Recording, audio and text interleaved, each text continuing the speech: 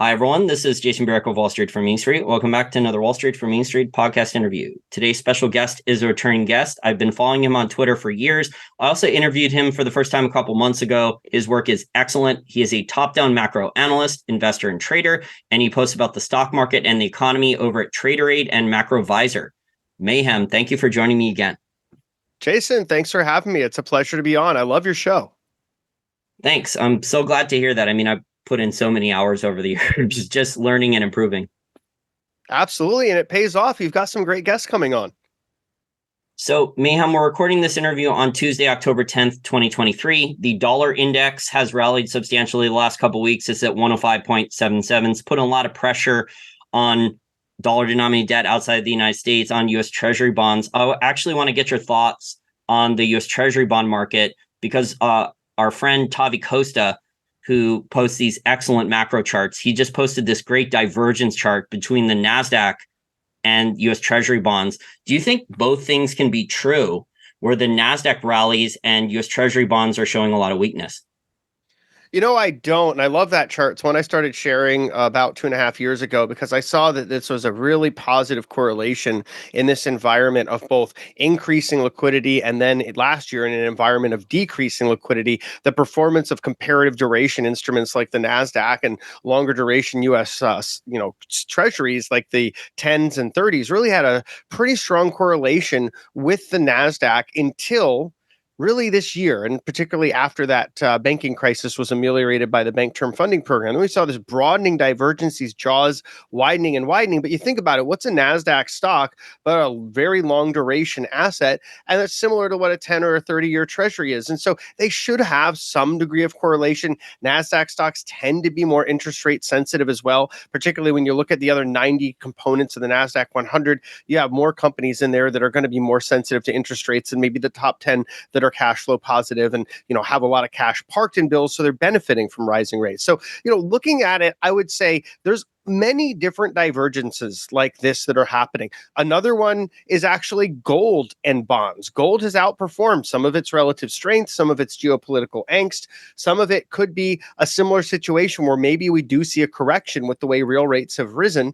And if you invert those and compare it to gold, there's been a broadening jaws, sort of like we see with the NASDAQ, sort of like we see with real estate, ETFs, REITs, versus some of the other components of the market. Like if you look at REITs versus, say, industrials, if you look at retail versus some of the other stock ETFs out there like home builders, these are all telling us different things. Bankers versus brokers. There's basically these divergences that are telling us that in all likelihood, the more interest rate sensitive components of the market are probably correct. And there's some excesses that are likely that to kind of fizzle out. And I think that the next phase of that will probably happen as interest rates are likely to begin moving higher again. I think we're in a breather period right now. We are consolidating some huge gains where rates on the longer end of the curve went up to levels we haven't seen since 2005. But as we move through that, like you said, the dollar's been rising. It's been dragged higher by the longer end really rising. We're still in an inverted yield curve, though. We have that negative 31 bips. We've been pushing almost towards positivity in this steepening that we've had out of that deep inversion. I think that that's a theme that's set to continue. So I do think it'll still be a bear steepener. So as we take this consolidation period, it doesn't tell me I want to get long bonds. The dynamics are really changing and they're not as favorable right now.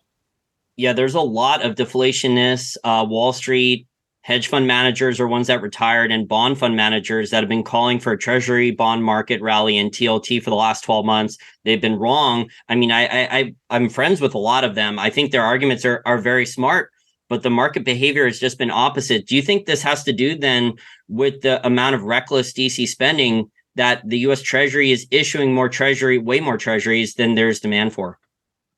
I definitely think there is a supply and demand imbalance, and I think it's on both sides of the ledger. So the Treasury is issuing more, they're issuing longer duration. They were doing a lot of bills. Remember earlier this year, whether it was intentional or not, I feel it probably was, there was a cessation of debt issuance as the positive fiscal impulse was having its broadest effect, basically from January through June. the resumption of debt issuance, particularly as we progress through the last quarter of the government's fiscal year, got longer and longer duration, more notes, more bond issuance. I suspect that as we figure out what the budget might be for the first quarter and really the full fiscal year, we're going to start to see some more longer duration debt issuance. So I do think that that supply imbalance is a concern, because not only is there going to be more in aggregate, but it's also going to be in yields where you have to scratch your head and ask yourself, gee, do I want to lend the government money at 30 years at a lower rate than I would 30 months, 30 weeks, or 30 days? And I think that's a harder question to reconcile, given the dynamics are getting more poor with the purchasing power of the dollar over longer time horizons, as well as where interest rates could go if inflation becomes more structural in nature over those time horizons, both of which are somewhat likely. And then, like you said, you've got the sort of out of control spending. Interest costs are rising. They're now higher than what it costs to run the Pentagon. That's our biggest budget item. So I do think it all adds up. And then on the demand side, foreign buyers are stepping back. So Japan, China, Saudi Arabia, they're not buying nearly as many treasuries. Of course, the Fed, they're still buying, but only to slow the rate of QT to ensure that it meets their caps, right? So they have their goal. They have their sort of allowance basically of 90 billion in various maturities a month rolling off. And so when they're at the margin buying, particularly in bills, that's just to make sure it doesn't roll off too fast. And so I do think that we're going to see a change in composition in the issuance. That's going to help to push the longer end up. The Treasury's kind of smart to do it. They should have been doing it a long time ago, more on the longer end. But, the reason they didn't was to sort of induce this fake stimulus, this cheaper money than it should be.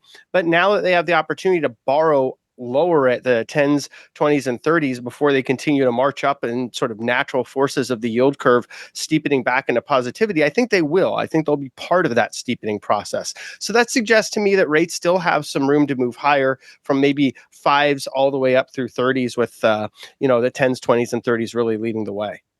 And I just spoke to a source that speaks to drinks and parties with DC Federal Reserve Bank members, and he was telling me a couple hours ago that the Federal Reserve Bank is buying 30-year US Treasuries and hiding them off balance sheet. So we'll see if that ends up. We see that in the actual yield curve, but hasn't the yield curve started to uninvert, because it was deeply inverted for over 220 days, and now it's starting to uninvert? Isn't that normally signs of a recession? Yeah, so we got a little bit of this type of activity also in the aftermath of that banking crisis. First, there was a huge bid on the long end when it seemed certain that doom and gloom were coming and the financial system was becoming unraveled. Then the Fed put out their bank term funding program, and we had a really fast, broad steepening there. We're in a point now where it's also a bear steepening like it was then. So it's not really good for the market or the economy.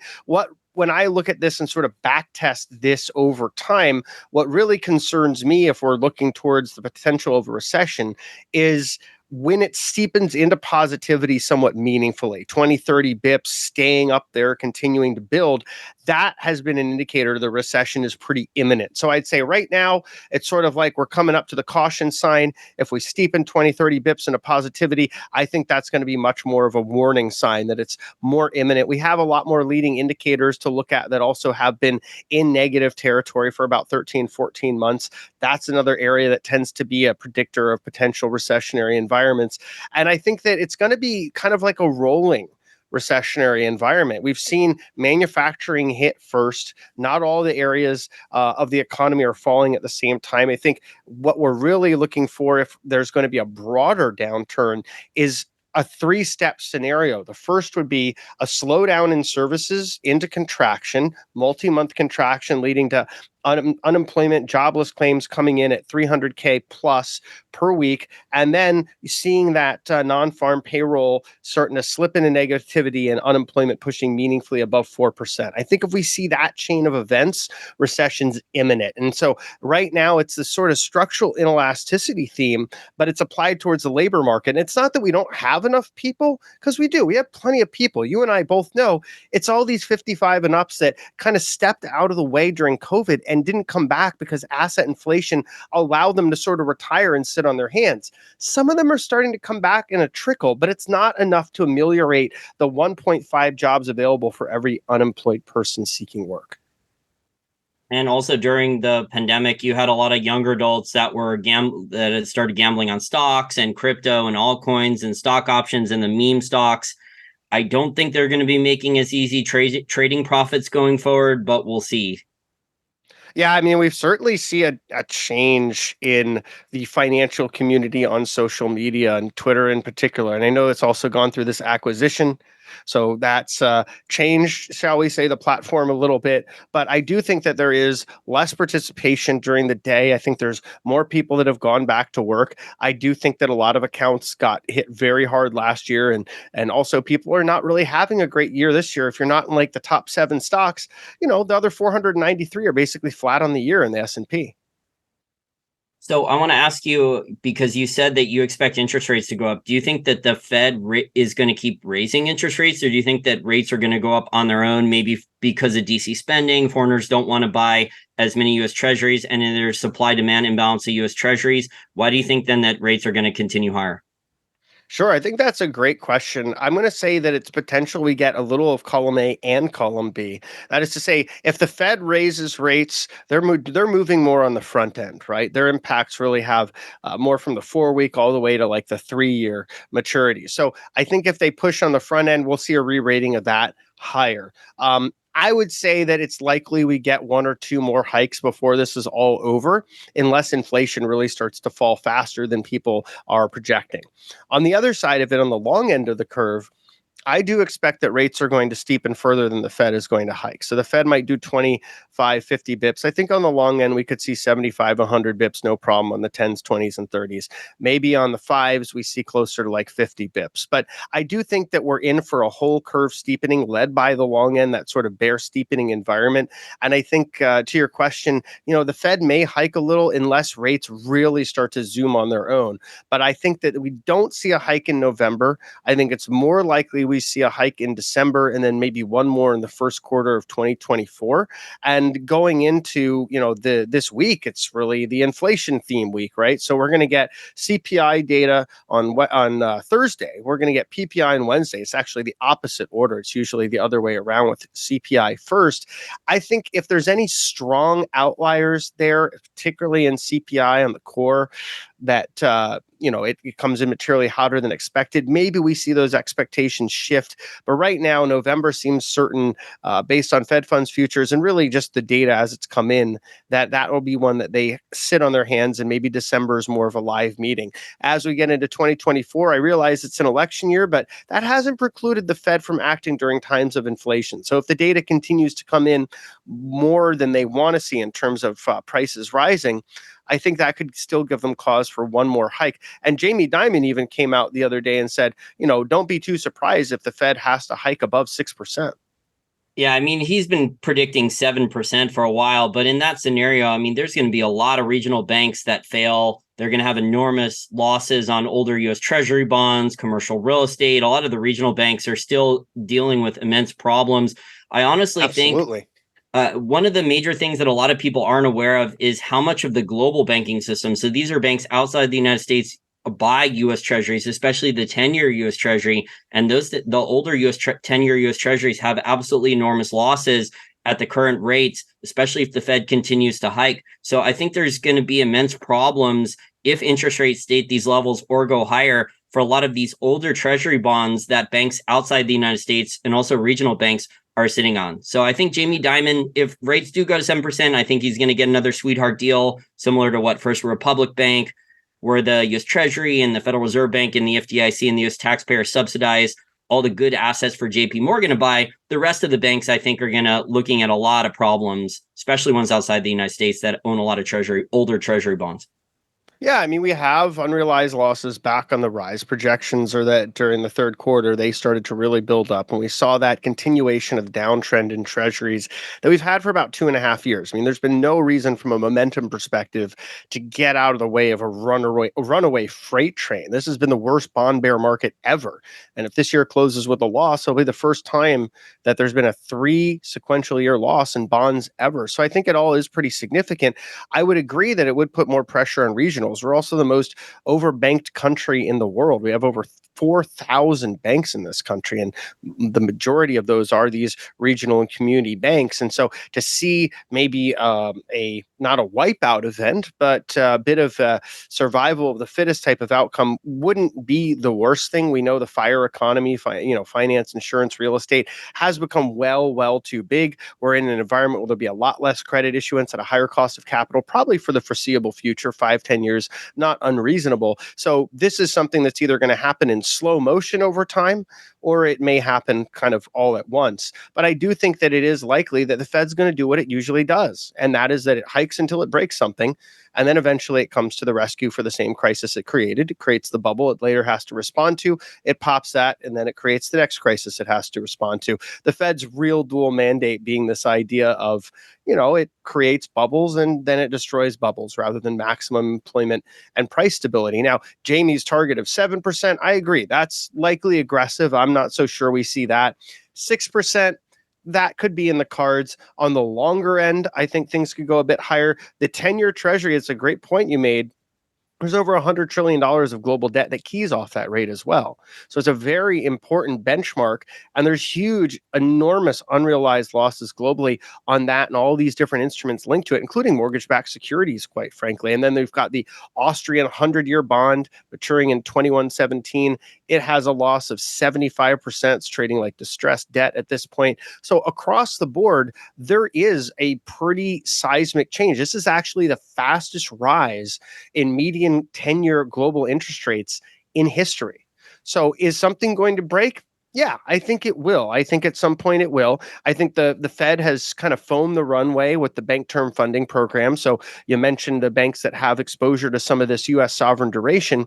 If they have that in the agency mortgage-backed securities, they can still turn them in at the bank term funding program and at least slow that process, prevent the kind of bank runs that killed Silicon Valley and First Republic. But in terms of the longer run situation, where we go from liquidity being the problem to credit quality being the problem, and commercial real estate looming, and the kinds of maturity walls there that could start to really cause bigger holes in these banks' balance sheets when they're not made whole as the principals do, that's a big issue.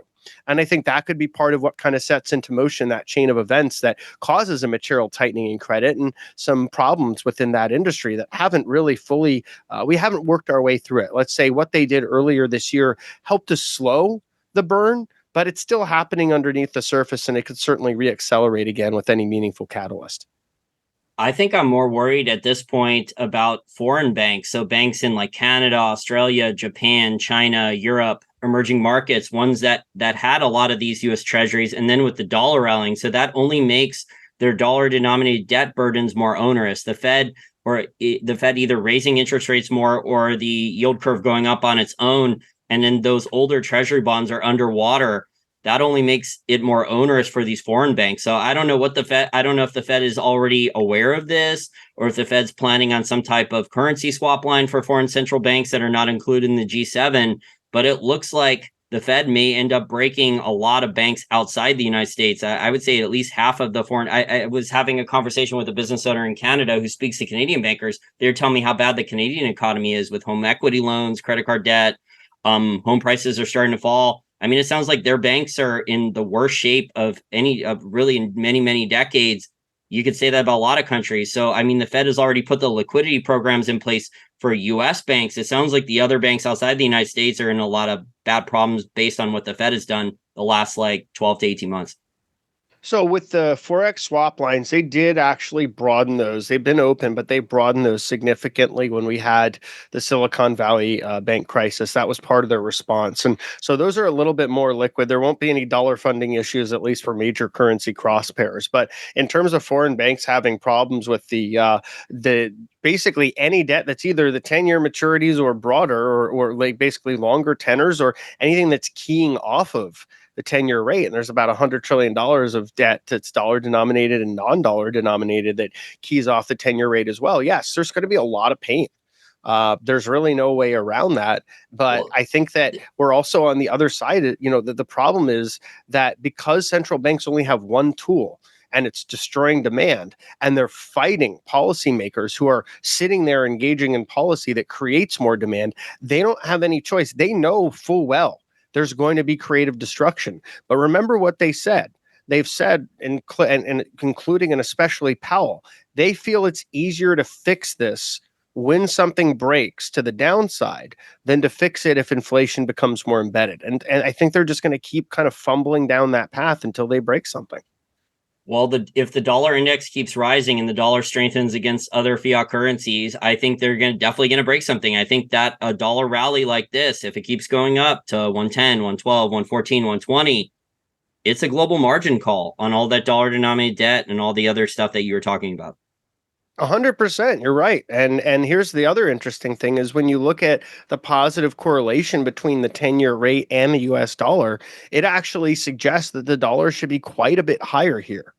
And what's its Oh my. biggest Yeah, it's not a great look. Positioning is kind of similar. It's not lopsided long the dollar. There's more room for speculators to move in and get long. And the biggest cross pair, of course, as you know, is the euro. And so what's there to be bullish about in the euro? I mean, Lagarde speaking like 3 times this week. Maybe she'll talk it up a little bit here and there. But at the end of the day, everyone knows the ECB is going to have to do deer in the headlights first before the Fed. It's just inevitable. It's how it's always been. Their economy is much more interest rate sensitive, and their banking system is largely more leveraged. So I think that we're going to see still this structural rise in the dollar, likely catching up to the disparity in interest rates and economic outcomes that we're seeing. And like you said, it could turn into a global margin call because of the combination of rising rates, a rising dollar, and tightening liquidity conditions.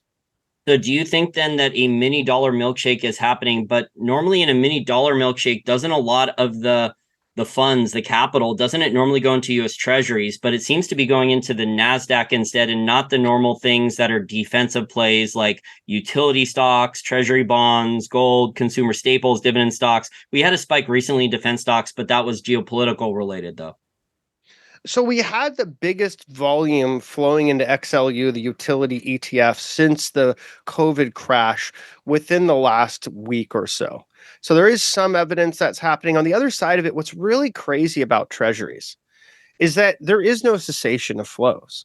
People are buying these hand over fist the last 2 years in ever increasing quantity. In fact, 2023, you wouldn't know it looking at the price, looking at yields, but 2023 is set to be the most demand we've ever seen for treasuries from these flows from institutions, US households. It's the Fed stepping back. They were the biggest marginal buyer, and foreign buyers, the second biggest marginal buyer, stepping back. And even if retail are stepping into treasury auctions directly in the largest size they ever have, it's still not making a dent. There's too much supply. And I think that's the biggest thing here. It's just there's this torrent of supply. The demand factors that were there at the margins for the last 14, 15 years have pulled back materially. And I don't see those components really changing. That's the biggest concern that I have, is that sort of there's not an easy way out. You know, we used to kind of look at the debt super cycle and take it for granted. We were borrowing from the future to pull demand forward into the present. And that was one of the things that kept our economy going. I think it's fair to say we're on the other side of that now. The debt super cycle is ending. It's just going to be a question of how far it retrenches and how much pain we start to see. But I think one of the biggest mistakes that policymakers made, and I was talking about this all throughout because it really concerned me, was this idea that at the tail end of one of the longest credit cycles in this country's history, that there was going to be this huge push into additional demand driving stimulus as inflation was heating up, just because there was some concerns about a potential recession, which was the medicine we needed at the time. Having put that, I mean, look at why Powell was so angry at Jackson Hole last year that he scrapped his speech and he gave 8 minutes of fire and brimstone, because he was being, everyone was fighting with him. He was being undermined by his government and, quite frankly, by a lot of financial institutions as well. And that doesn't give him the ability to ameliorate the demand side when there's basically a subsidy coming in and saying, oh, there's a lack of demand, the government's got that, that's no problem. And while that might be good in the short term, and that might have been good for folks that were looking to extend and pretend these gains and keep this market going, we can see how thin this rally has been. We can see how much the economy has really been on a much more narrow support from the government, from consumers that are reluctantly spending more on things that they have to spend on rather than things that they want to spend on, but also on, businesses that have been buying inventory as one of the ways that was boosting the economy and now have been pulling back a bit. I just think a lot of these factors that have driven economic growth are not really what you see in a healthy economy. And the cost of capital going up so much in a debt-driven, consumption-driven economy is going to further undermine that. And that's not a good look. Excess savings are running out. Consumer spending plans over the next 6 months, they are pulling back on everything discretionary. We saw September credit card data and overall consumer data showing a big pullback in spending. And a lot of that's on the more discretionary side already. So we're already seeing those spending plans playing out. I don't think that makes for a great fourth quarter. And I do think we're starting to see a bit of a broader pullback from the consumer at a time where that positive fiscal impulse from the government's also slowing down. Yeah, I totally agree. The real economy here in the United States is bifurcated. So we were discussing this before we started recording, although I do want to talk about the actual math problems that DC has because both political parties are ignoring it, but the real economy is definitely bifurcated. So if you're making $500,000 or more, you don't have a lot of high interest debt, you have a mortgage locked in at 3% or no mortgage at all, and you have a lot of different assets, you're doing okay to great in this environment right now. The rest of us, not so good. A lot of what we're seeing in the data, what a lot of young adults are now moving back in with their parents. I think 50%, I think was the estimates according to the government. We're seeing record amounts of people with 2 or 3 part-time jobs. I think even people with 2 full-time jobs now here in the United States, which is shocking. I honestly don't know how they sleep. And then people are even not paying their car insurance at all. People are skipping that because they can't afford the 20-30% increase on their car insurance. Just we could go down the data points here with the amount of shoplifting, with what the Target, Walmart, CVS Pharmacy, Rite Aid. I mean, it's just staggering that the bifurcation in the economy. Yeah, I mean, you've got about 40% of people that are working adults that don't have more than $400 in their bank account for any kind of crisis. Many people have been spending on their credit cards to try to make ends meet. And what's really shocking is, the statistic you named, there's about 18 to 29-year-old age bracket that you talked about 50% of them living with family. That's a statistic where we haven't seen that type of number since 1940.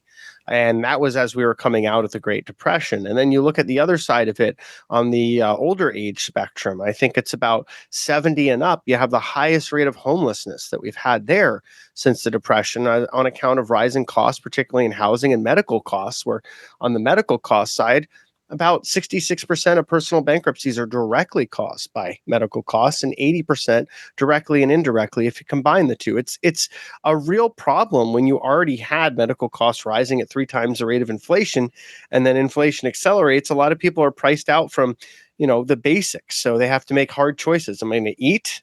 I'm going to take the medicine I need to be healthy or at least to ameliorate symptoms and pay my rent, or am I going to have to cut out something here and make some difficult choices?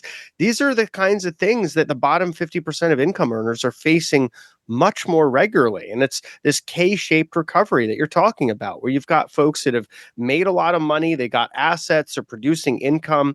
Maybe they're sitting $1 million in treasury bills and just earning like 55 grand of tax preferred money every year. And, that's a pretty decent amount of income to just put towards your expenses and not have to worry about that rise in inflation. But a lot of these other people, that's not happening. They're seeing the rise. Their wages aren't rising commensurate with the rate of cost of living going up. They're doing everything they can. I mean, I talked to someone who earns over $100,000 a year and who lives in a pretty low cost area of the country. And they're in $30,000 of credit card debt because of this inflation, because it came out of nowhere. And, before that, they were doing okay. This is killing people across the income spectrum, even people that would ordinarily, before all this, be considered, white collar, doing pretty well.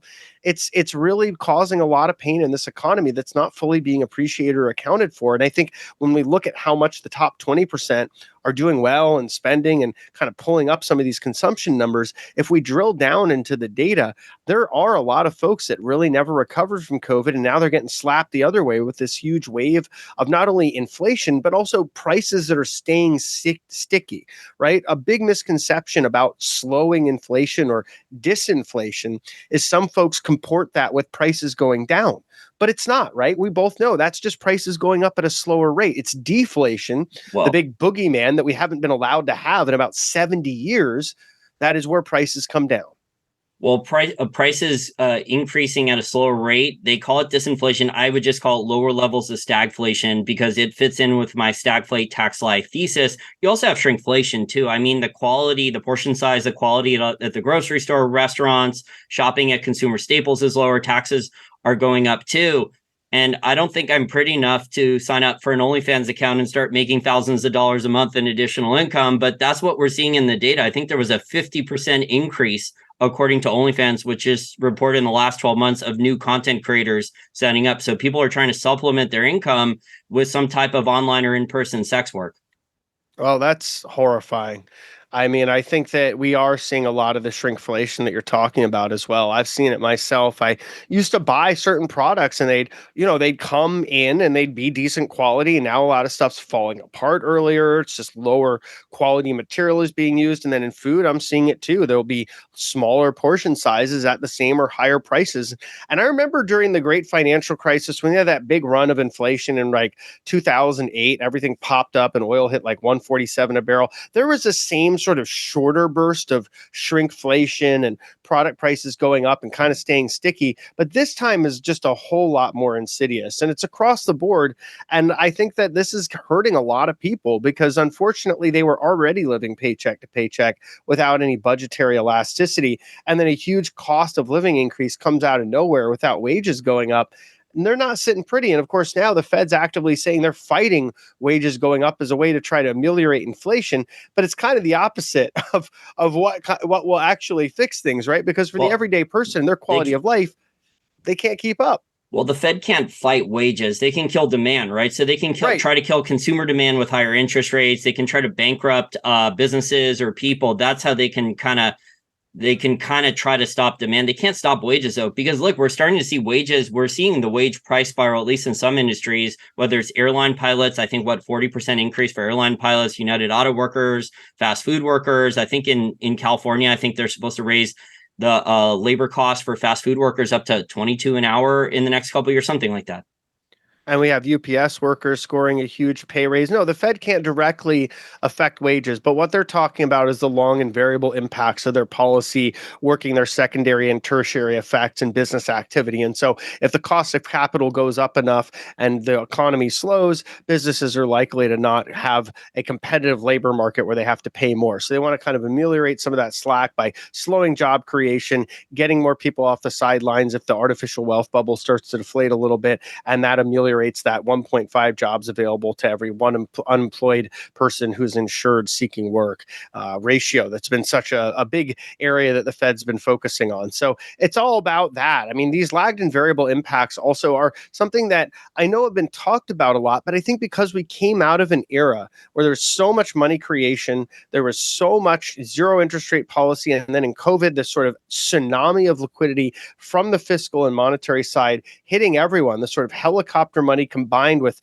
just pointing a fire hose of money into the financial system, those effects take some time to work their way through. And so even though this has been one of the most aggressive monetary tightenings that we've seen, and certainly the fastest rise in global median 10-year yields that we've ever seen, there's still some of that residual money in the system. So there's forces that are sort of behind the scenes doing battle here. And I think that's one of the reasons that this has been more cushioned than it would have been. I mean, if they did something like this leading into 2007, 2008, the financial crisis would have looked a lot different if they were just aggressively hiking into eventually what they began to reverse into. And so I think that because liquidity conditions were so ample and because rates were so low for so long and so many companies refinanced enormous tranches of debt at those 2020, 2021 lows, this is a less interest rate sensitive, less leveraged outcome. And there's also just greater buffers of capital for now. There are outcomes that, if this high rate environment lasts for too long, are likely to become much less ideal as we get into some of these maturity walls, as we start to see some of these stresses build up on the consumer and the small businesses with their revolving credit. But in the here and now, that's one of the reasons it's been a little more resilient, as well as just sort of the government doing everything they can to fight the inevitable for political reasons, even though from a macro or, classic economical perspective, looking at it from like an Austrian economics perspective, that's the worst possible thing you could do, is try to extend the end of a very long credit cycle that already had an upside risk of inflation playing out.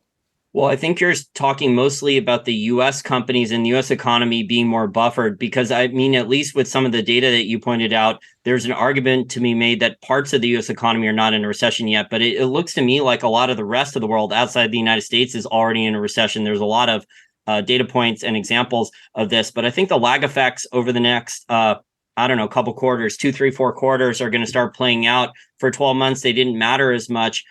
But I think now with much higher energy costs, labor costs, especially labor costs outside the United States and a lot of other countries, labor costs are up a lot, and now cost of capital. So all these things are starting to play out for a lot of different businesses, and then consumer demand is down because of higher interest rates. All these things with the lag effects are going to start playing out. I think they're probably going to hit other countries first before the US, and then they're going to come here. Yeah, I agree that we're seeing a slowdown globally. We have global PMI at about 50.5, so it's barely an expansion. India is one of the leading global economies. China is on the exact opposite side. These are two population centers of the world having pretty disparate outcomes on either side of the spectrum. And I think that if we zoom out a little more, if you look at some parts of Latin America, they're probably starting their new credit cycle. You look at Japan, they're kind of at the tail end of their credit cycle. Not everything is synchronized as much, but there are definitely some big soft spots in Europe. I think that it's rolling into a deeper recession. I do think the situation in China has the potential to get quite a bit worse, and the government seems content not to really push on stimulus enough. So you have these rolling waves of defaults in their developers, and that's in the largest real estate market in the world. So it's of consequence to fixed income around the world. There's a variety of reasons that rates can continue to be pushed up too. It's not just what's going on here; it's what's going on in China. It's also what's going on in Japan as they let the yield curve continue to expand as they get away from this yield curve control mechanism. That's going to put more pressure on long end interest rates around the world. It's also going to unravel any remnants of the carry trade farther, and it's going to eventually start to stabilize the yen, which will further undermine that carry. So I think that we do have this sort of set of rolling slowdown, sort of like in the sectors of our economy. There's different parts of the world that are in different stages of this slowdown as well, depending on what part of the economy they're playing in. I mean, you look at South Korea, it's not looking so great with a big slowdown in semiconductors. Their exports have tanked, similar to Taiwan. There's definitely some big weakness there that looks somewhat similar to what we're seeing in China.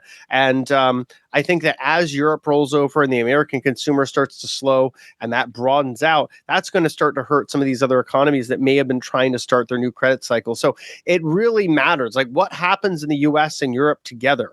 If China's not playing along and really India is the only outlier at that point, that's not going to be enough to carry a new credit cycle in some of these other economies. So I do think that we are very much at a higher risk over the next 6 to 12 months of a global recession. It's just a matter of when it happens. But we've had one of the longest credit cycles and expansions ever, particularly post World War II. This has been pretty insane to see this. I don't think it's been since World War II that we've seen a credit cycle quite this long. And there was a lot of reasons to have it then, because in the rest of the world, all the industrial capacity had been bombed out. So the US turned into this industrial superpower overnight with all of its manufacturing, and it had very, very low leverage. The amount of debt the government had was high to GDP, but overall it was able to easily grow out of it compared to what we have now, where it would be nearly impossible. And so I think that there's analogs, but they're not quite the same. This is a more precarious environment.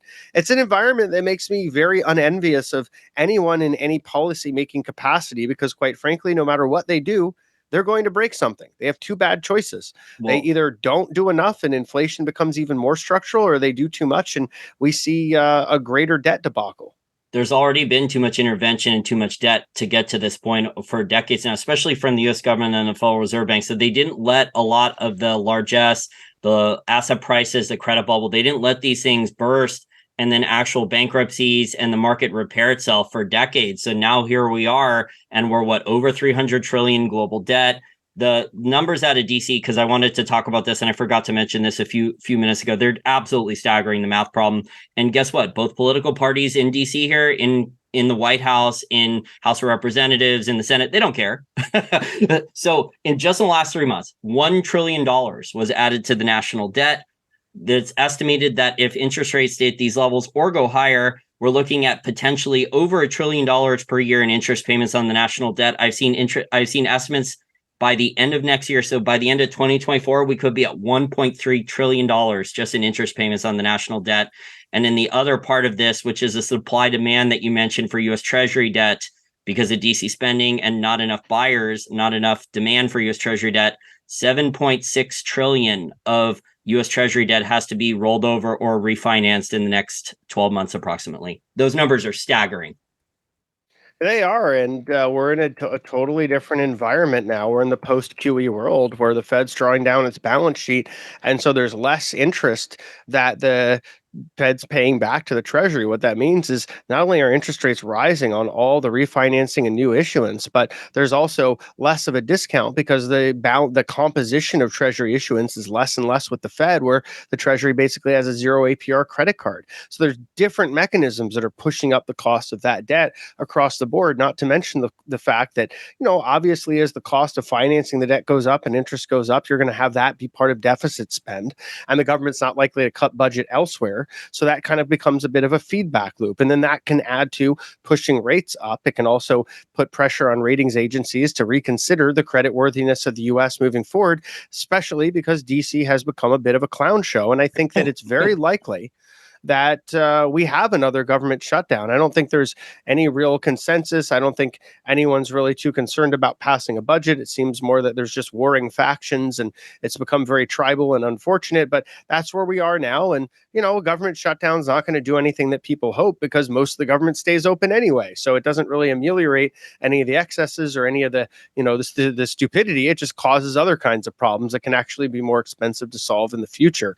And, I think that it's a bit unfortunate. I do agree. We should have let things cleanse themselves. We had many opportunities, after the dot-com bust.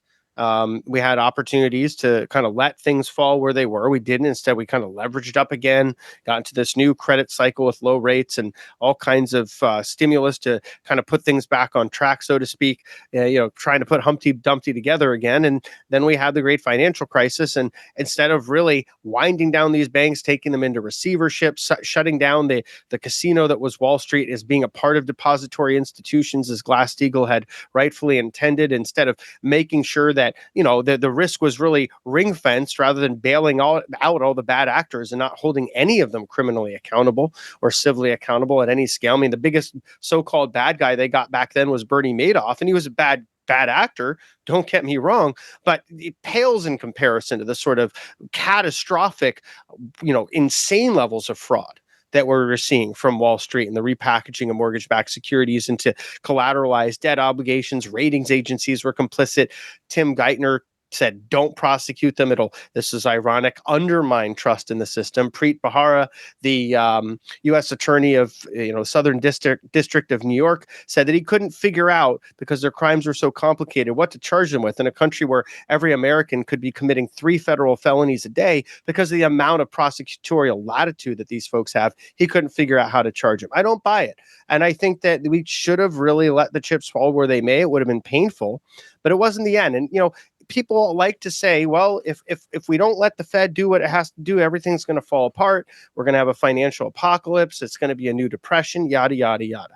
Well, when we go back in time, there was the forgotten depression in 1921, and we had this staggering period of inflation, and then we had this deep period of deflation. And the entire process took several years. But then we got back into a robust economy again. And it was without any intervention by the Fed or the government. The free market was able to do what the free market was supposed to do and sort of cleanse itself.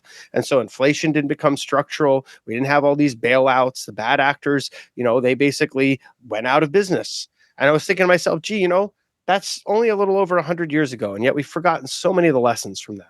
Well, the banking system did a bunch of crazy shenanigans in the last 100 years, really since 1971, when the international gold standard was ended, right? So then you had an explosion in the amount of US Treasury debt. By the 80s and 1990s, you had an explosion in derivatives. So the major problem now is not only total debt globally over 300 trillion, fractional reserve banking too. You also have the derivatives market. The derivatives market is a ticking time bomb. Seems like every couple of years now, every 2 to 5 years, I write articles on this where there's a secret covert bailout. Normally it's out of Europe and European banks. It was Credit Suisse in the earlier this year. Credit Suisse blew up, and the Swiss government and their national bank, it was in writing. UBS got legal guarantees that the Swiss government and their central bank have to guarantee all the interest rate swap derivatives. So Credit Suisse will be bought by UBS. This is how ridiculous things are. The amount of derivatives has just exploded. I think I went back and looked, 1998, it was only, I'm using air quotes here, only 29 trillion. The number seems large, but compared to now, it's tiny. It's 6x smaller. I think we're almost a quadrillion now in total derivatives, and most of those are tied to the dollar, treasury bonds, and interest rates. Yeah, and it is notional exposure. I mean, it depends on how well run the financial institution is as to how much systemic risk they may or may not have. But at the end of the day, I think that this sort of over-the-counter opaque trading that happens and things that could become very illiquid in times of stress where there's any degree of leverage employed, those are problematic. They were problematic, 15 years ago. I think they can be problematic again because we haven't really learned a lot of our lessons about clearing. I would love to see everything just trade on an exchange, clear at the end of the day. We know what the pricing is. There's visibility, so everyone can kind of figure out what their assets are worth, and we don't have those types of situations play out in such a disorderly manner. I've been saying that for 20 years. I haven't heard anyone really think about it, that's in a position to make it happen. But everyone out there that trades the market, that wants to see things not break, has been advocating for the same, because we need that transparency. Well, the bankers and their lobbyists do not want that. So Brooks Lee Bourne was gotten rid of back in 1998, which is around when the derivatives market was only 29 trillion. So Alan Greenspan and Larry Summers and Robert Rubin, who was Treasury Secretary at the time, got rid of her because she was the one who was saying all this stuff, that everything should be public. Things are actually headed in the opposite direction. I saw an interview with a bank regulator, a banking expert, and a couple of bank regulators on the Forward Guidance podcast on Blockworks Macro. Not sure if you saw it, about 6 to 8 months ago. The guy literally said all the large too big to fail banks here in the United States are allowed to hide all their derivatives exposure off balance sheet. So a lot of the people out there, if you read an annual report for JP Morgan, they will not disclose any of their derivatives positions in there. It's all allowed to be kept hidden off balance sheet. Yeah, that's not good. If that ends up being the case, then you know less than basically there's more unknowns than there are knowns, and it makes it more difficult to quantify what the tail risks might be out there. And unfortunately, that ends up being the case in a lot of places, doesn't it? We're seeing more and more clearing in these dark pools. Some of them we get information about, some of them we don't. We've got more and more options expressing these very leveraged views in the market on shorter and shorter timeframes. Again, there's so many places they're cleared. We don't get to see all of that data, so we can't put together a complete model unless we have like very, very good feeds of data that cost a lot of money from a lot of different sources. And as you put all that together, you see that as an average market participant, or even as a small to medium sized money manager, most people are flying kind of blind. You can see the big picture, you can drill down to a degree, but there's a lot more unknowns out there, particularly in these sort of risks out there, in these over the counter and leveraged instruments, and also in some of these tranches of debt that we don't know what the commercial real estate loans look like. We don't know what some of their exposure looks like to other interest rate instruments. What we do know is about half of banks have more liabilities than assets, and that starts to matter if they have to sell any of their hold to maturity securities, which right now, that stress has been reduced because of the Fed. But push comes to shove, and you have a credit crisis versus a liquidity crisis, and it happens on the loan side of their balance sheet versus the side that are the instruments they can take to the Fed, and it starts to look a little different. I think the bigger banks will be okay because they're going to just sort of be made to be okay. Bank of America has a pretty large amount of unrealized losses, the largest of any money center, but no one's letting Bank of America fail. But when you look at the thousands of regionals and community banks, it may look a little different. Well, Bank of America, didn't they write off, correct me if I'm wrong, about 3 or 4 months ago, about $100 billion in US Treasury bond losses, and the market just shrugged it off. So made it like it was no big deal. They're too big to fail bank. Who cares? Yeah, that's sort of the blasé attitude for a lot of risk in the market right now. It's this idea that, well, it hasn't shown up yet this year, other than that one time where the market almost crashed and then regulators had to intervene to make sure it didn't. But overall, stocks only go up, and it's just seven stocks. There, I mean, whatever side of the trade you're on this year, there've been opportunities to make money, bullish or bearish, all different variety of asset classes. But when it comes to the S&P 500, it's been just a handful of stocks that have been leading the way, and much of it through multiple expansion in a rising interest rate environment where equity risk premium is at the lowest level since 2000. That's not the type of place with razor thin premium, if it exists at all, depending on where in the curve you're comparing it, that I want to be putting my money, particularly when earnings may not have troughed yet. Yeah, the other risks that you said are hidden are like the euro dollar, the amount of dollar denominated debt in the euro dollar, or dollar denominated debt in the Chinese banking system, the derivatives that are tied to that. Also, I made a mistake on the derivatives. It's actually since 1998, not over 6x, it's over 30x the size, because it's went from like 29 trillion and now it's hundreds of trillions. So it's at least 600 trillion. So it's over 30x the size. And yeah, the banks say they're hedged, but then we have bank failure still. So they're hedging stuff since 2008, a lot of it claiming that it's notional or we're hedged. All it takes is one or two banks to have problems and their counterparties are a mess, or a hedge fund or something like that. So the other thing here, you mentioned the stocks, a small amount of stocks are doing well. We have had nice energy rallies that I was calling for earlier this year with uranium, also an oil rally. I was taking a lot of flack for calling for an oil rally in the first quarter this year, predicting that we would have an oil rally by the end of this year. Do you think that there's a bull market for non-ESG energy plays long term? So yeah, I mean, and look, we've been on the same page and ever since the summer this year when oil dipped into the mid 60s and positioning got lopsided short. Everyone hated the stocks. Everyone hated the exposure to the futures. That's when I got very bullish on it because I felt from a short term perspective, there's an opportunity for reversion in positioning that could support price going up meaningfully. But then from an intermediate term perspective, it's more likely that supply and demand are imbalanced, and we're going to start to see a push higher. We saw so many different signs that government has been draining the SPR to kind of try to ameliorate that stress, but it hasn't done enough. Gasoline prices have gone up 80% since the administration took power. So obviously that draining of the SPR to levels we haven't seen since 1983 only slowed things down. In terms of the energy sector, look, we're a hydrocarbon driven world.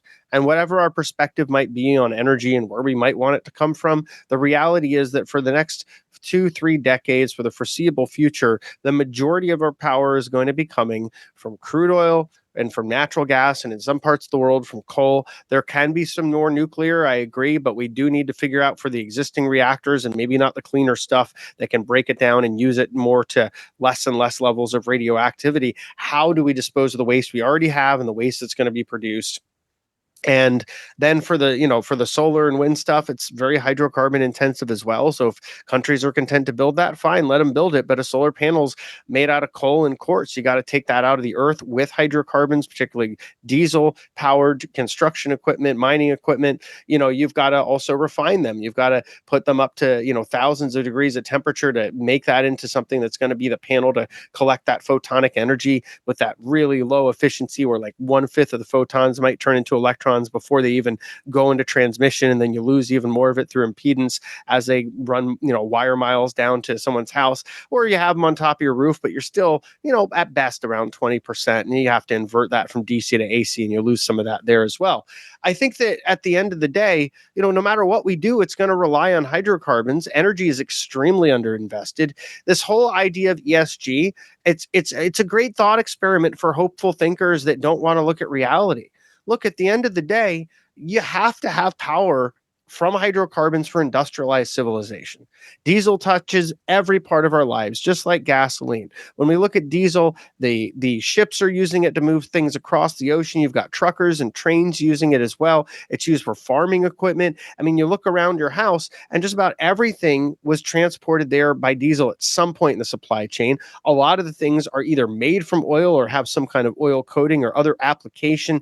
Oil is used for so many different products. Even if we get off of it for our cars, which I don't see being possible because, as we're talking about off mic, the transmission grid's not there. The supply of energy capacity to store during times of intermittent power production isn't there. I mean, there's just no way to charge the amount of EVs that may be necessary if you want to replace the fleet of cars that exist now. I mean, it's all very wishful thinking.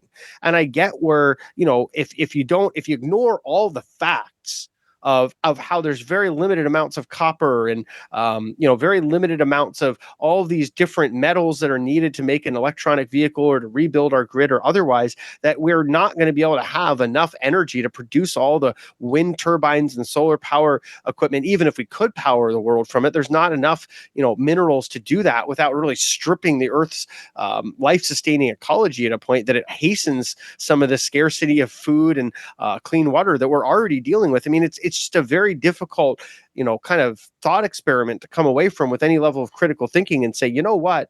We're just kind of married to hydrocarbons for the foreseeable future until we figure out a better way. And obviously, there's progress being made in nuclear, and I'm encouraged by where it can go with cleaner versions. There's progress that's being made in some parts of maybe oceanic energy over time. But at the end of the day, we have to say that oil is going to be here until 2040, 2050 as our primary transportation fuel, that natural gas is going to be a big part of grid power, that coal is going to be in a lot of emerging markets and even some of the developed ones. I think Sweden just went back to using coal again. You basically have to acknowledge that. And then if we do want to build a bridge to a more diversified power outcome, even for nuclear, you got to pull the uranium out of the ground, bury waste with hydrocarbons.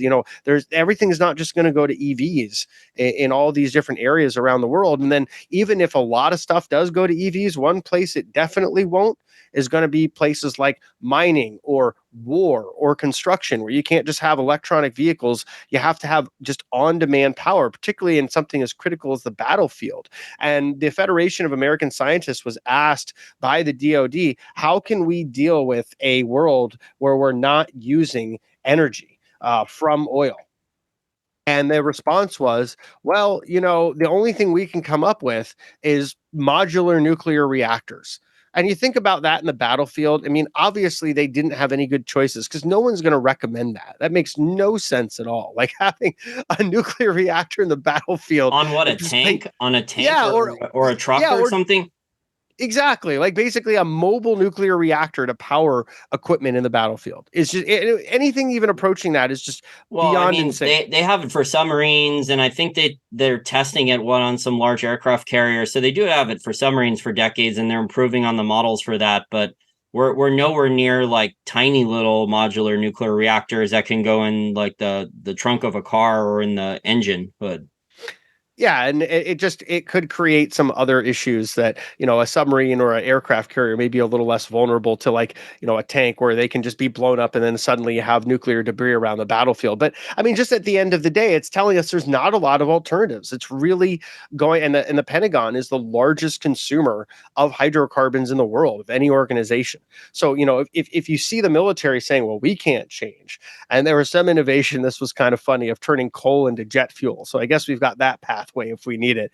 But you can turn there's a Fischer-Tropsch process. There's a publicly traded company out of South Africa. I can't remember its name, but they could turn natural gas, coal, anything could be turned into synthetic diesel, even like wasted food. So methane from like a toxic dump, you can eventually, you have to use a ton of energy though. Right. To convert that to synthetic diesel. The energy return on energy invested for a lot of that stuff's poor. You could turn it. The South Africans have been doing it for a long time. I do like the idea, however, of methane recapture to turn it into natural gas. There's so much methane leaking from garbage dumps and, just infrastructure also that should be patched up better so we don't have methane leaks. But yeah, I think there are some creative ways to harvest energy. But at the end of the day, we're going to be reliant on hydrocarbons and oil. There's going to be long-term energy investment opportunities. And we're entering in an era of structural inelasticity in a lot of these key resources. We've gone from a time of abundance We're going now into a time of scarcity of energy, agriculture because of lack of arable land, changing weather patterns, and lack of available water, in some cases even clean water, but also a lack of labor forces. We have an aging population. Eventually, that's going to be a bigger problem as well, and some degree of scarcity of capital, which is self-imposed by what's being done to fight inflation and will ironically further choke supply because there's not enough emphasis to create more supply. And if you're running a business right now, if you're an energy producer or if you're a copper miner or if you're a farm and you're looking at the economy, you're saying, wow, things are looks like they're slowing down. Cost of capital keeps going up, so financing is an issue. Our cost of labor keeps going up, so we're not really tempted to want to spend more and risk more and probably get less, so we'll probably pull back further.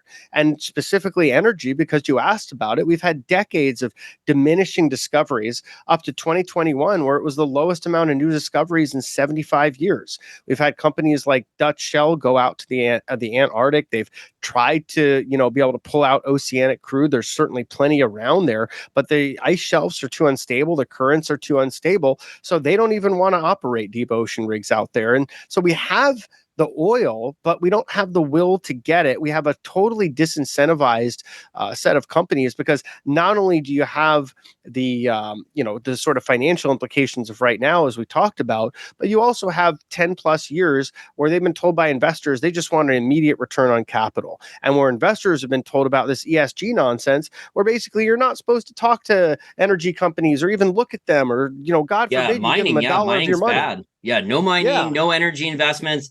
Yeah, people, like you said, who want immediate returns on capital, that basically rules out all the long-term investments needed for mining, for new metals, for copper, for those electric Right. vehicles, or to improve our electrical grid, for all the different industrial metals, for things like that, or for energy, or for silver. Precious silver is valuable for industrial metal too, besides just a precious metal.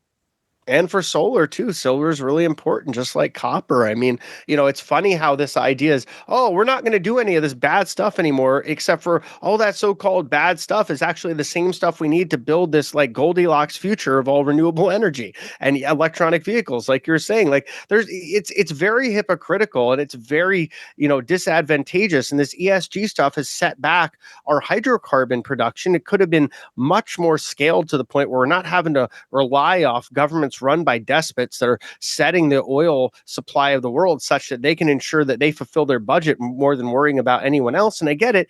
It's their country, it's their people. They're going to worry about it, but we should have our own supply of oil. We certainly have the capacity. We certainly have the reserves. We're not using it properly, and we have everyone from the sort of political side. It's the Democrats obviously, but the Republicans haven't been as helpful as they should have been when they had the opportunity. Not really unlocking the potential of what we should be as the world's biggest energy producer, particularly being 100% self-sufficient and taking away all of that geopolitical risk and using that so that we have an abundant source of energy to build a more diversified set of energy supplies when things become more scarce. Well, the U.S. has a lot of natural gas, so long that there's Yes. still a lot of supply of natural gas. It's being invested in liquefied natural gas exports, but I would agree that there's been a lack of investment for oil for long term. It's projected that there's a $5 trillion capex, global capex, capital expenditure shortfall by 2030 by American Petroleum, one of their journals, one of their research journals there that has a lot of geologists there.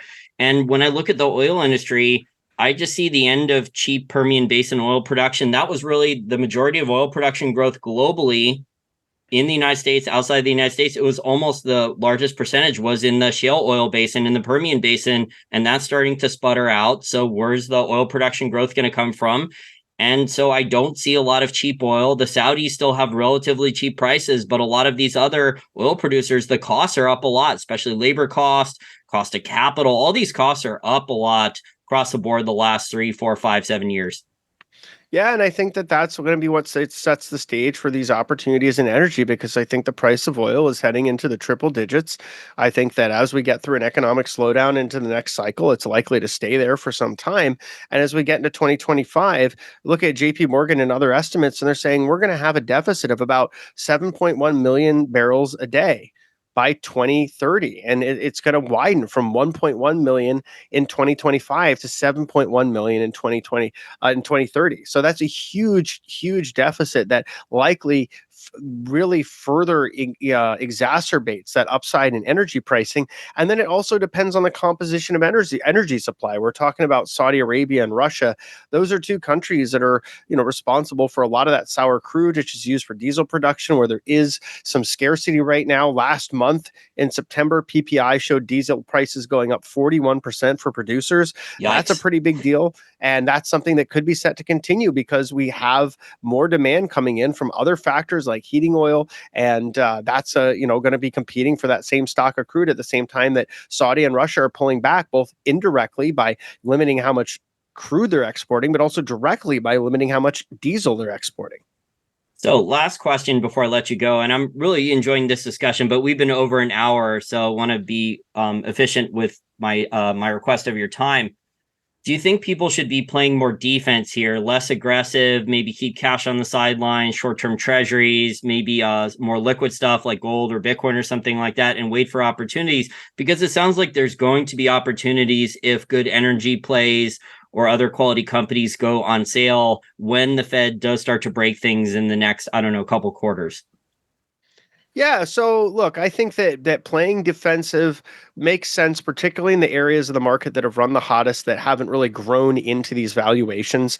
So if I made a lot of money in the Magnificent Seven, if I was in that part of the market, I would be scaling out. If I wanted to stay in for various reasons, I would be hedging that. I do like the idea of being longer defensives. I like high dividend defensives. I like shorting them against higher beta factors. So, there's the SPLV versus SPHB trade as one example of that. I think that, as we see a market that might start to see a rotation from high beta into defensive, that's a pair trade that might benefit on both sides. And it's relatively stable. I just like to weight it, re-weight it.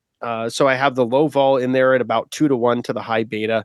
And basically, when we're in this situation where we are right now, in terms of fixed income, I really like the shorter end of the yield curve. If I'm going to be paid 5.5% to basically give the government money for anywhere between 4 weeks and 52 weeks, I like that a lot more than tying it up in longer duration when I think that part of the curve has further up to go. I think if we see, 7% on a 30-year, I would be more interested in that because I think there'd be a case for capital appreciation as well in that trade. But right now, just to be safer, when I think the longer end could go up, I want to stay away from long duration risk. I don't like tech or biotech or growth or any of these unprofitable companies in the Russell, or really the Russell as an index, which has been pretty well beaten up, but I still think it's pretty vulnerable here. I'm also concerned about some of this NASDAQ leadership. It's less interest rate sensitive, but a lot of the rally's been from this expansion in multiples. So I don't want to necessarily go out and just short it all, but I do think that being very careful about longs in those is important here. And I think as we get into this potential trough in earnings and in the economy where we may be seeing a recessionary environment, whether rolling or sort of everything falling at once, it's going to pay to have cash on the sidelines to look at better prices and opportunities. And that's why the money market, bills, and these really short duration instruments are much more attractive to me, because the other thing I like is I don't have my capital tied up for long. So if I need to get out, I'm not going to take much of a haircut, if any at all. But otherwise, I can just let it mature, and then I can figure out if I want to put on more risk, and that avails me that flexibility. And then, on the other side of things, I'm still loving momentum trades in commodities. There's been fantastic opportunities across some of the softs. So I've been really liking orange juice. It's up over 110% this year. This is something I really started looking at in May and talking about publicly on Twitter. I like cocoa. I like sugar. I'm starting to get more interested in corn and wheat after the moves we've seen, the changes in positioning, and some of the supply demand dynamics that are coming up. And let's see what happens with rates. If we do start to see a breather, there might be some short-term opportunities in gold, which seems like it's trying to put in a bottom. I would be very cautious of the intermediate term, though, because if my outlook is right and rates in the dollar move higher, that's probably going to put more pressure on the precious metal. So, overall, I think this is a market where there's opportunities for pair trades, for longs, and for shorts, but it has to be this cross-asset, top-down macro strategy driven by momentum and some of the other factors that coalesce with it, so that we get a sense as to what's the narrative. Is it being proven by what we're seeing in price? Are the other dynamics kind of comporting with it? So we have multiple places to check on it. And I like to be longer time frame in those type of trades. So I'm putting those type of trades on for weeks or months at a time. And then I just have either trailing stops or hard stops that I'm moving up in the single side trades, and in the pair trades, I'm rebalancing them as I need to, as long as it makes sense. Those soft commodity prices going up a lot, that was predictable because 12, 18, 24 months ago, I was speaking with farmers because of high natural gas prices, which leaked into high fertilizer prices. If you spoke to farmers back then, they said they were skipping planting seasons. On top of this, you had crop failures, crop yields drastically falling. If the farmer either skips a planting season or doesn't use fertilizer, then the crop yields are going to be very, very low. There's going to be a lack of supply of the crop. So it was eventually going to rebalance itself. We're going to get this rally, like you were saying. 100%. And you have these more erratic weather patterns that are compounding that. So, with sugar and with cocoa, that's been a big problem. With orange juice, it's been these various blights as well. And with wheat and with corn, the crop in Ukraine, the protein quality in the wheat's very low. So it's not going to be something that's used for a lot of foodstuffs. It's probably going to be used more for like animal feeds, and it'll be a very low quality filler. There's just a lot of supply that was disrupted. So it's just compounding itself. I think this scarcity is both cyclical and secular in nature. And the best we can hope for is sort of a bit of a reset during the recession. And policymakers and companies, even though it's very unlikely that either do what they should do at this environment, maybe think about expanding the supply side, sort of like we saw Reaganomics in the 80s. That's kind of the best case scenario that we can have. It wasn't Volcker that crushed inflation. And this is a thought I want to leave with your audience as we close out. He helped to kill demand, and that was helpful. But if it wasn't for the supply side expanding, inflation would have continued right through the 80s and into the 90s. We need more supply. We need it now. We need it in energy. We need it in base metals and industrial metals. We need it in agriculture, and we need it in labor. And if we don't ameliorate this inelasticity as soon as we can, these are problems we're going to deal with for 5, 10, 20 years. And it could make for poor investing returns, a much more difficult economy. And these are all things we've dealt with before, and we can look to history to know how to solve them. Well, the other problem with the supply, I agree there's a supply side problem, but then you have the people in DC and the supply siders here in DC, like Steve Moore and Art Laffer and those guys, they're not cutting government spending. I mean, government spending every time, whether it was Ronald Reagan or Donald Trump, Ronald Reagan spent a lot on the Cold War spending, the defense budget went absolutely bonkers. Donald Trump was running $1 trillion budget deficits, massive increase in defense and military spending. So there wasn't actually like a real supply side economics, in my opinion. If it was going to be, it would be less government spending. So yeah, you cut taxes on private sector. You're also cutting government spending too. But unfortunately, both political parties in DC, they definitely don't want that. No, I don't think anyone wants to cut taxes or reduce the government's role. It's such a perfect place to go in and get all kinds of favors. There's a revolving door between the private sector and government. There's folks openly trading on insider information all the time and multiplying, $200,000 a year incomes to being worth 10, 20 million plus, maybe even 200 million. I think well, that's hedge fund manager Pelosi. Right. I think Feinstein had similar wealth, and so do a lot of these others. And it's staggering. But no, going back to your point, like I do agree, there's no will to ameliorate any of this. And it doesn't behoove them to do what would be helpful, which is to reduce some of the burdens on the economy so it could grow out of it. We know less interference means more of a free economy. And that dynamism has been what's been one of the driving forces of America being one of the strongest economies in the world until it became the biggest and strongest. And the only way we're ever going to be able to maintain anything like that, as we're sort of staggering and sputtering here, is to get back to lower burdens, less interference by the government, more ability for the supply side to fill that demand in on its own, less regulation about energy and base metal production, and more emphasis of just get it out there so that we can deal with these things, and then we'll start to worry about the consequences when we have the opportunity. But in the here and now, the bigger problem is industrialized civilization is facing some serious threats from lack of energy, lack of food, lack of water. This glacial remelt not replenishing is a big problem for billions of people. There's a lot of things that are going to impact agriculture from that as well. And then there's lack of base metals for all these pie in the sky renewable plans that are just completely inconceivable with the reality on the ground. Yeah, ESG right now, it's not being implemented correctly. There's not proper investments in infrastructure, really any infrastructure bill the last 20 or 30 years here out of DC. I call ESG the energy spending grift because a lot of politicians, their friends and family members are on the board of directors of these solar, wind, electric vehicle companies. The shares are pennies. The shares go up to $5. The insiders cash out of the shares, and then the shares collapse back down to their intrinsic value, which is zero or close to zero, or some of them even have debts. And then the stockholders and the bondholders are wiped out. So unfortunately, this is the corruption in DC with government spending and the insiders profiting off the Cantillon effect in government spending ever increasing. Yeah, unfortunately, that's just made things less efficient too. I mean, it takes about $7 of government spend or new debt to create $1 of GDP, and that's not sustainable either. It makes you wonder what the positive fiscal impulse will be the next time the government tries to stimulate us out of recession. Will it be enough, or will it just slow things down a little bit to the downside? Well, and that government spending is crowding out the private sector. They're increasing taxes on self-employed people, small business owners. That's plus the currency debasement, which is a stealth tax, the inflation tax. And I would argue that GDP and the inflation data and the jobs reports are phony because they're revised downwards. The jobs reports, a month later, 2 months later, they're revised downwards by 50%. Yeah, like almost every non-farm payroll report this year was revised lower. The GDP data, I mean, when the government is such a big driving force of it, and it's other non-ideal factors, non-durable factors that are driving economic growth, that always gets me a little bit skeptical. And then when we look at CPI, I mean, it just they keep reweighting the basket of prices.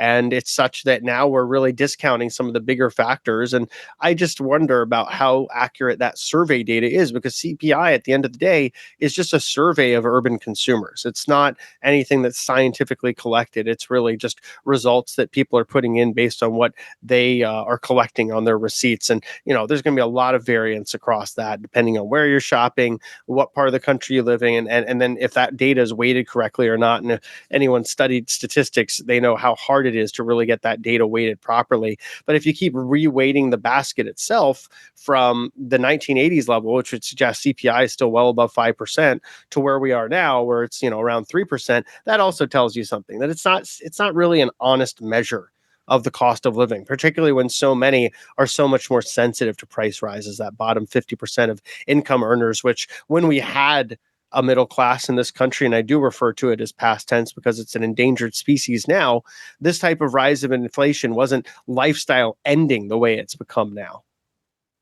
I think I could go on about all the adjustments, hedonic substitution, geometric weighting, all the nonsense that they do with the CPI. I interviewed John Williams of Shadow Stats a month or two ago, and Oh, that cool. was he actually speaks to the higher ups of the Bureau of Labor Statistics who admit they disclose this in footnotes. They do all these adjustments and all this stuff to the data. Most people just don't pay attention. Yeah, 100%.